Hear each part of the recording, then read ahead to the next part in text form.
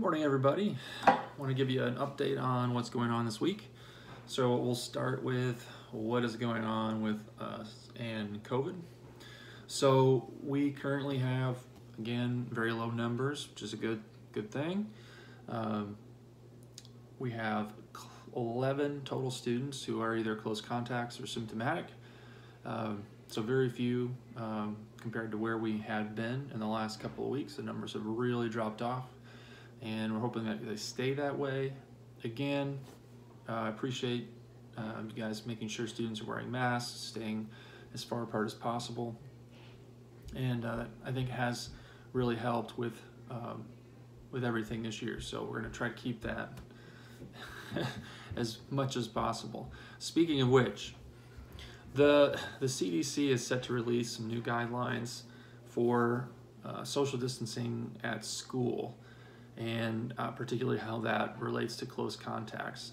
And so in essence, what they're saying is that from here on out, as long as students aren't any closer than 3 feet from one another, and they're wearing masks and all facing the same direction, that if we do have a positive case in the classroom, that students who are, at least if students are wearing masks and are 3 feet or more from the positive student, then they will not have to be sent home as close contacts. So what the difference from that, from what we have been doing, is that we've been using 6 feet as our guideline.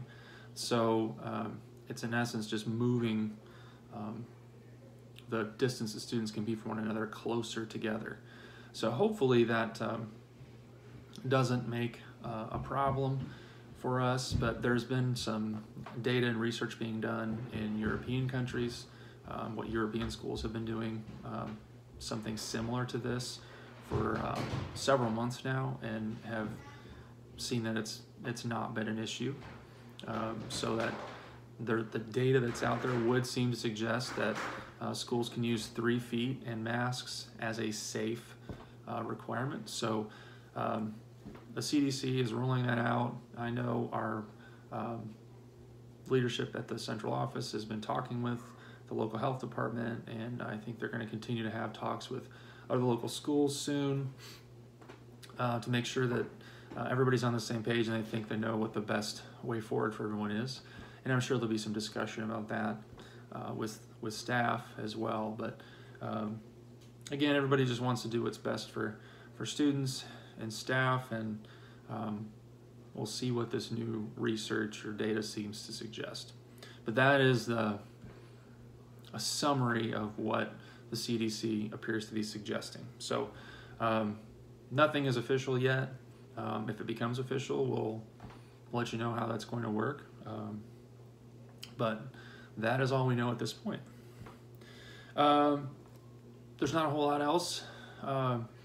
We do have no school Friday. We have no school Monday, so we're looking forward to a really short week, 2 short weeks in a row, and a long weekend.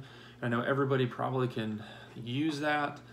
It's definitely seems like it's later than February based on my energy levels, and I'm sure yours. It's been a long year, so everybody deserves a break, and looks like we're going to get one this weekend, at least 3 days.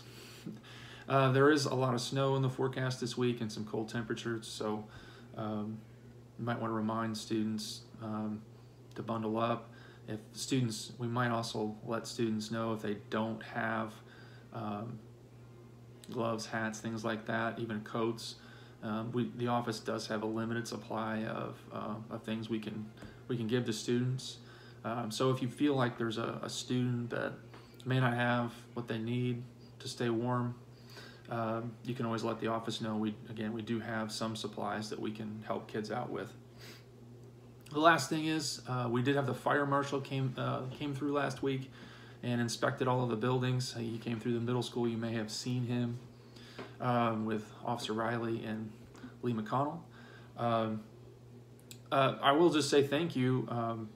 He gave us a very, very good report. Said there were very few issues that he found, and those that he did we're looking to address. But overall, there wasn't a lot on the report, which is a good thing, and I appreciate your help with that. So continue to just follow those guidelines. And one thing he did mention that he wanted to pass on to all staff, we'll mention again before our next fire drill, but he did want to remind and emphasize that it is a law that during a fire drill, all occupants of the building have to leave.